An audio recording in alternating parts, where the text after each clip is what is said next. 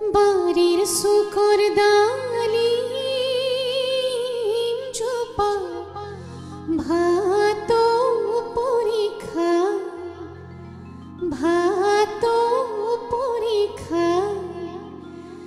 দেউতাই পোহা মইনা চৰা উৰি গুচি যায়। আয়তীৰ উৰুলি আৰু বিয়া নামেৰে উদুলি মুদুলি নগাঁও ৯৯ চকুৰি গাঁও।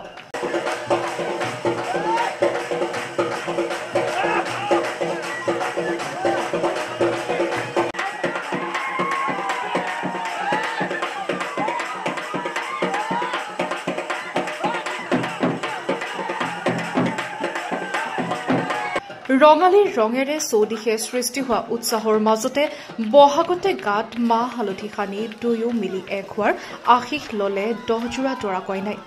খালি চাবা বেলি আহো চাবা গধূলি যাকৈ বাতে ছোৱালী চাবা বিয়াখন পাতিম বুলি। বুধবাৰে নগাঁও জিলাৰ ৯৯ চকুৰি গাঁও নামঘৰত অনুষ্ঠিত হয় এক সমূহীয়া বিবাহৰ অনুষ্ঠান। গাঁওখনৰ নামঘৰৰ সমূহ বাপ আই মাতৃ আৰু যুৱক যুৱতীসকলৰ সহযোগত অনুষ্ঠিত হোৱা এই সমূহীয়া বিবাহ অনুষ্ঠানত দহাল দম্পতীয়ে এক শৰণ ভাগৱতী সমাজৰ বিবাহ বিধি অনুসৰি বিবাহ কাৰ্য সম্পন্ন কৰে।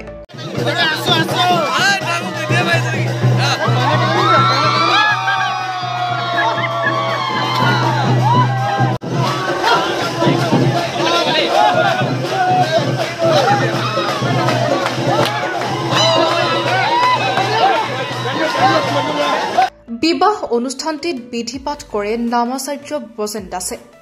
দীৰ্ঘ সময় সংসাৰ কৰা এই দম্পতীসকলে আৰ্থিক অসুবিধাতে হওক অথবা অন্য কাৰণতে হওক বিবাহ কাৰ্যত ধৰ্মীয় নিয়মেৰে বহিব পৰা নাছিল। এই ক্ষেত্ৰত নামঘৰ পৰিচালনা সমিতি আৰু চকুৰি গাঁৱৰ ৰাইজৰ বিশেষ উদ্যোগ গ্ৰহণ কৰি এইসকল দম্পতীক একগোট কৰি সমূহীয়াভাৱে এনেদৰে বিবাহ সম্পূৰ্ণ কৰাত উৎফুল্লিত হৈ পৰিছে দম্পতীসকল।